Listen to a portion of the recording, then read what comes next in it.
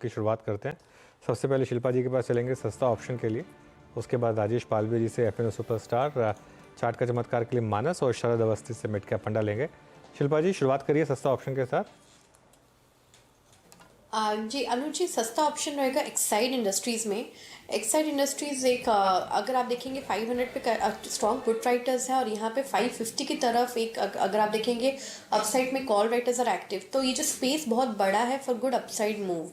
तो यहाँ पे 510 का जो कॉल ऑप्शन है जो रफली अभी 11 रुपये के अराउंड ट्रेड कर रहा है, आप इसमें पार्टिसिपेट कीजिए। स्टॉप लॉस आप यहाँ पे 6 रुपये का रखिए। जो पहला टारगेट रहेगा वो रहेगा 18 का, इसके ऊपर सस्टेन होता है तो आपको 25 के भी नेक्स्ट आते हुए मिलेंगे। ओके, तो एक्साइड जो हम पहले कुछ देर पहले डिस्कस भी कर रहे थे, 510 का कॉल लेने की सलाह, ये फिलहाल शिल्पा की तरफ से व्यू है। राजेश पालविया भी हमारे साथ आ गए हैं कार्यक्रम में। आपका एफएनओ सुपरस्टार। तो हर्षा जी, बैंकिंग स्पेस से फेडरल बैंक पे यहाँ पे फोकस है। फेडरल बैंक में जिस तरीके के स्ट्रक्चर बने हुए हैं, हमें लगता है ये स्टॉक में एक अच्छा मूव कंटिन्यू होते हुए दिख सकता है। स्टॉक का अब 200 रुपीज के ऊपर अब सस्टेन होते हुए दिख रहा है। तो फेडरल बैंक फ्यूचर यहाँ पे बाय करने की सलाह है। अपसाइड के टारगेट यहाँ पे 208 210 की तरफ आते हुए दिख सकते हैं। स्टॉप लॉस जो रखना होना चाहिए वो करीब होगा 197 के आसपास। ओके, फेडरल बैंक 200 रुपये 43 पैसे पे आपका बाय कॉल है। अब चलते हैं अगली ट्रेड के लिए, चार्ट के चमत्कार के लिए मानस जी के पास। मानस, क्या पिक कर रहे हैं आप चार्ट का चमत्कार आज? वीरेंद्र जी, श्रीराम फाइनेंस पे आई थिंक एक लॉन्ग साइड में ट्रेड लेना चाहिए, क्योंकि अब स्टॉक तैयार है फ्रेश ब्रेकआउट के लिए। हाई लेवल पे रेजिस्टेंस जरूर है 3030 3050 की रेंज में, लेकिन पैटर्न बहुत पॉजिटिव है, तो आप उम्मीद कर सकते हैं कि 3050 का रेजिस्टेंस इस बार ब्रीच होगा। तो श्रीराम फाइनेंस में करंट लेवल्स पे खरीदारी करेंगे।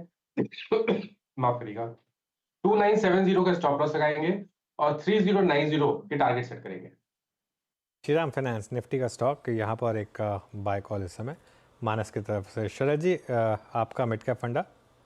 जी, हमारा मिड कैप फंडा है यात्रा ऑनलाइन। कंपनी देश की सबसे बड़ी कॉर्पोरेट ट्रैवल सर्विस प्रोवाइडर है। In terms of corporate clients, लगभग 850 कॉर्पोरेट क्लाइंट्स हैं, उनके 7 मिलियन एम्प्लॉयज इनके कस्टमर बेस हैं। In terms of time, obviously travel वगैरह में काफ़ी बढ़िया ग्रोथ आने वाले समय में भी देखने मिलनी चाहिए।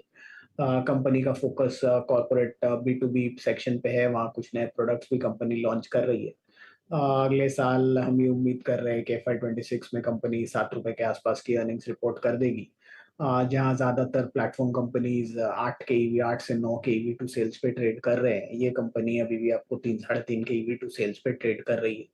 पी के टर्म्स में अगर आप देखें तो मुझे लगता है जिस टाइप की aggressive growth company clock in कर सकती है आने वाले समय में 30-40 का मल्टीपल मिलना बहुत मुश्किल नहीं होना चाहिए।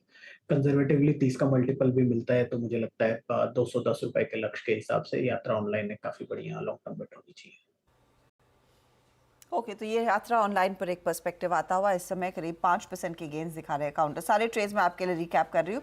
शिल्पा ने पहले कॉल दिया एक्साइड का सस्ता ऑप्शन के तौर पर, 510 का कॉल सजेस्ट किया है, 11 पर ट्रेड कर रहा है, 18 से 25 तक के लेवल्स आ सकते हैं। पालविया साहब को पसंद है फेडरल बैंक एफएनओ सुपरस्टार के तौर पर 208 210 के टारगेट के लिए। मानस ने अपना ट्रेड चार्ट का चमत्कार में जो आइडेंटिफाई किया है वो है श्रीराम फाइनेंस का, 3050 इनका टारगेट है। और अभी अभी बात हुई शरद की यात्रा ऑनलाइन, ये इनको पसंद आ रहा है इस समय ट्रेड। तो ये सारे वो स्टॉक्स जो हमारे जानकारों ने आपके लिए किए हैं आइडेंटिफाई। एंड